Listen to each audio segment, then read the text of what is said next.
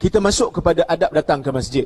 Yang pertama dia kata tidak berlari lah, kerana ada hadis Nabi SAW, dia salat dalam masjid, Nabi jadi imam, Nabi dengar orang berlari. Nabi dengar orang berlari, maka Nabi pun sebutlah. Bila Nabi bagi salam, Nabi sebut, Nabi kata siapa yang berambat ni? Kata orang Perak, berambat lah. Siapa yang berambat ni? Sahabat-sahabat kata, kami ada sebahagian pada kami berambat. Nabi kata jangan macam tu. Idza ataitumus salah fa'alaikumus sakinah. Bila kamu datang salat, kamu kena tenang.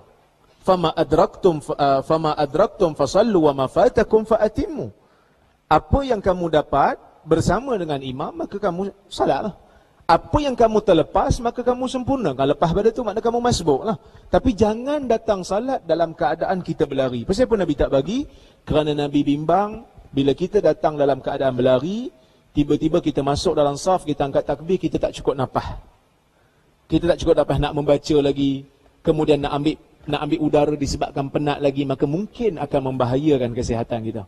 Maka sebab itu datang masjid, jangan berlari. Walaupun orang Arab berlari. Biasa kita tengok pergi umrah kan, orang Arab kadang berlari. Kita duk fikir orang Arab ni semua alim dalam agama. Tak. Ada orang Arab yang lebih jahil daripada orang Melayu. Ada orang Arab yang lebih jahil daripada orang Melayu.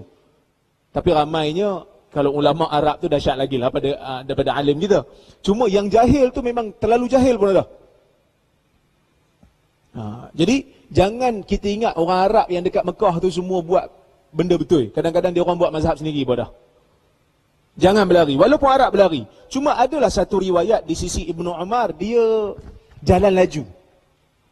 Jalan laju daripada Ibnu Umar. Bila dia dekat Baqi', dia dengar iqamah, dia jalan laju sikit. Kerana Baqi' kan jauh daripada Masjid Nabawi kan. So dia jalan laju sikit. Jalan laju ni tak apa.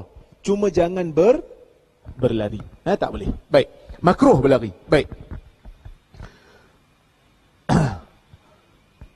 Kemudian pahala datang ke masjid, ada hadis Nabi SAW, Nabi janjikan orang yang datang ke masjid ni, setiap langkah dia akan menggugurkan pahala, setiap langkah dia akan meninggikan darjat. Tetapi dengan syarat lah, dengan syarat dia pergi ke masjid untuk salat. Kalau pergi ke masjid nak curi tabung masjid, tak dapat lah. Pergi ke masjid dalam keadaan dia nak salat. Dan nak dapat kelebihan ni, kelebihan yang langkah, setiap langkah tu mengangkat darjat, dan menggugurkan pahala, kita kena ambil wuduk di rumah dulu. Kerana dalam hadis sebut wuduk di rumah.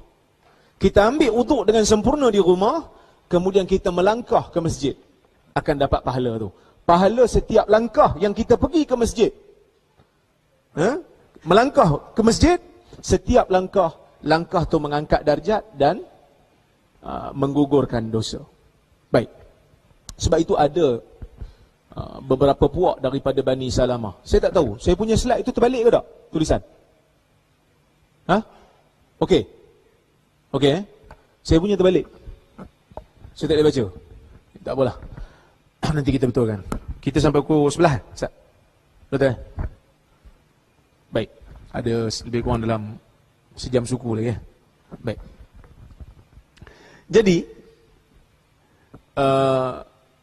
kat mana tadi? Saya lupa dah. Ada dalam riwayat Muslim, ada Bani Salamah. Satu puak daripada Bani Salamah, dia disebut kat Nabi dia nak pindah rumah. Lebih dekat dengan masjid. Tapi Nabi kata biar. Tak payah pindah. Kerana rumah yang sedikit jauh daripada masjid, kalau kamu datang ke masjid, setiap langkah tu dikira sebagai pahala. Beza dengan orang yang betul-betul rumah di sebelah masjid. Kan? Kalau rumah di sebelah masjid, mana langkah dia tu tak banyak. Maka Nabi kata tak payah. Biar duduk situ jauh sikit tak apa. Kerana bila mana kamu datang ke masjid dalam keadaan rumah kamu sedikit jauh, ia dikira sebagai ibadah. Ia dikira sebagai ibadah. Baik.